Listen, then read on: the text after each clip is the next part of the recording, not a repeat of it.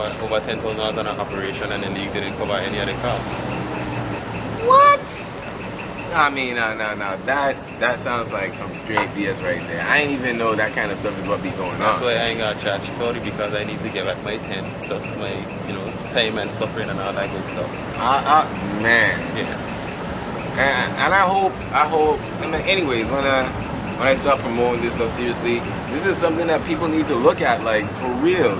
It's like a $10,000 injury. League ain't step in. They even send you a card, my dude? Nope.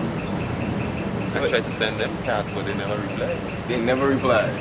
So this is like really like straight up exploitation to like the highest degree. You're paying for insurance and it's still not taking care of you. So okay, let me get the facts straight. So before you join a team, before you put your jersey on, lace up your boots, they make you go through a certain set of paperwork. Yeah.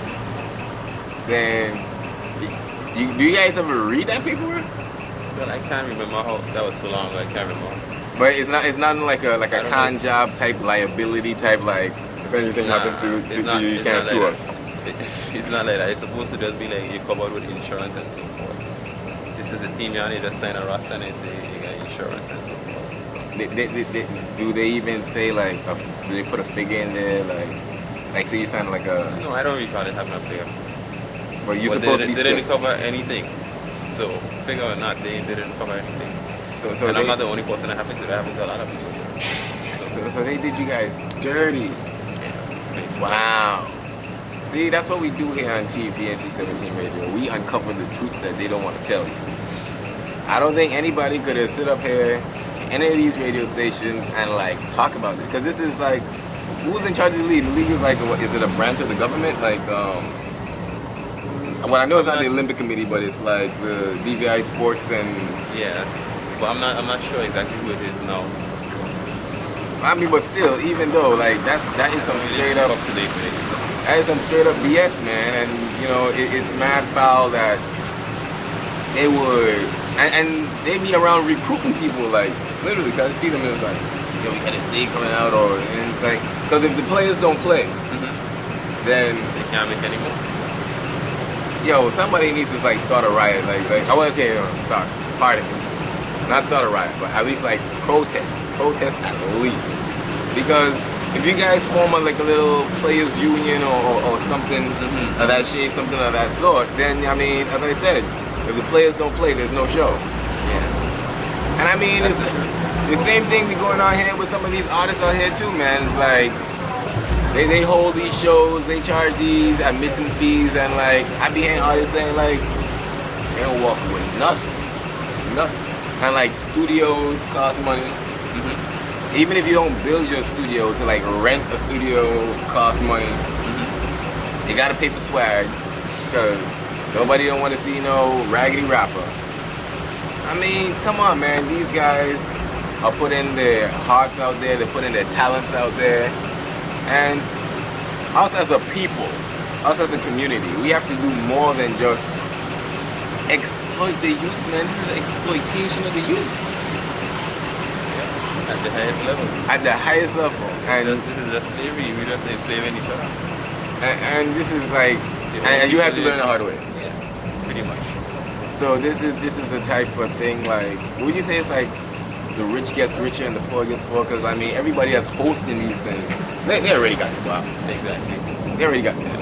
Exactly. And I mean, they don't even say throw a cash tournament. I mean, let the guys walk away with something. Even if you win the championship, you have cash prize or something, none of that. Something. Even, even at the same time, it's like, yeah, it's amateur basketball and so forth. But at least cover the medical expenses if something happens. At least stand by that. Because there's always a possibility that, because this is a physical contact sport. You have to, every season, somebody is going to get injured. That's a fact. Somebody has to get injured. There's a lot of people, a lot of activities going on, somebody going to get injured. And they don't even, that is just like so wild.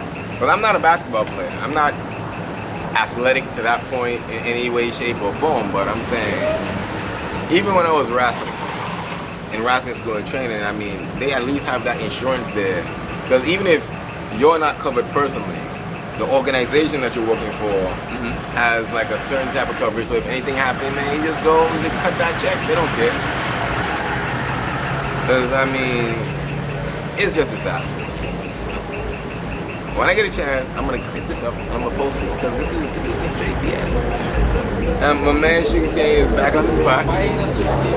It's a long day. So, Touché, thank you for like sitting down and expressing your concerns to the reasons why you don't play these sports anymore. You didn't even dive into like why you don't rap anymore. You just say you're too busy, but at least we uncovered something, and we're gonna expose this. We're gonna expose y'all. Y'all are there in charge of all this shit. We're gonna expose y'all because it's foul. As my man Touché says, modern day slavery. You guys are profiting. You can't say you guys ain't profiting because you charge like every night, and the people come out. The people come out and they pay their money, and the players aren't being taken care of. So if you're a basketball player and you're watching this, I would say form a union, gather everybody up together. Because it's not about the fame, it's not about none of that. It's about making sure everybody is covered. And you can't even use the tagline that, oh, it's amateur basketball. How are you going to become a pro if you don't go through the amateurs? So stop treating your players like they're a bag of Skittles and they all fruity and stuff like that, because there are people out here like my man Touché who got common sense and who just wouldn't mess with y'all no more after that. Right? This isn't the first story I'm hearing either, so this is going to be another expo we're going to do on a later time. But Sugar Cane, could you like stop chatting on the side and come get some of this shine, my dude? It's been a long time. Everybody get a shine, huh? Nah, he got to shine, he got to shine, he got to shine. He spoke his piece, he said what he had to say. And like we uncovered some realness. And Yeah. it's for sure. So to clear the record straight, because I really didn't know what to put in the tagline. I know Sugar Cane is what it was back in the day, but do you still use that name, or is it Nuradean? Like, what's going on? Nuradean, of course, you know, that's my religious name. But True that. as far as the artists go, it's Dean by any means, you know. Dean by any means. Yeah, I see. Before Sugar Cane ever came and passed. But this is a secondary camera. This is the main camera right here. So if you, I mean, whichever one you feel comfortable. Into the main camera. Yeah, I'm looking for the main camera because this catches a side angle, so it's all good. So it's like you being picked up on. So it's Dean by any means. Yeah. Now, I'm gonna go into a little backstory. I always gotta go into a little backstory. Peter Griffin flashback. A couple years ago, I don't want to say how many years it was, because my man Touché done put me on blast and let me know how old I am. But a couple of years ago, I was working at a radio station. I'm not gonna call any names, but I was young. We was doing our thing, and my man James Dunn, who used to go by the name S-Class back then, aka the Post Squaller. Big up. He used to. We was a little clique. We used to hang out. He used to do a thing. He used to, you know, rap in the little Bowery, whatever. And I'm talking about like cassette deck rap. This is like, man, holding down the record button on the tape. And he used to always come and tell me, like, when I have my Friday show, yo, I got this man, he's from SK, like, you gotta hear this cat, you gotta hear this cat. He's dope, he's dope. I used to be like, yeah, whatever, too busy. He used to put it off. Trying to deal with what was local around the time, my man Casual, big ups in GT, wherever you are, doing your thing. Big up Casual in GT. Yeah. Might be seeing he in a minute too. I'm like, yo, put it off, put it off. Because at that time, I wasn't really totally into like the freestyling thing. Like my show was like scripted from minute to minute, like all 4 hours. How long was I even on? It was 4 hours, like 3 to 4 hours. Yeah, 3 to 4 hours, yeah. All of it was scripted down to the minute. And I used to always say, they have no time. Yep. So one day, he just convinced me, and I was like, you know what? I ain't really got nothing scripted. Alright, tomorrow you can bring him through. Man brought the man through. First time I met this man right here. Sit down, we chopped it up. And I don't know when it was that we got into the cypher, but I put a beat on. And my man literally went ham.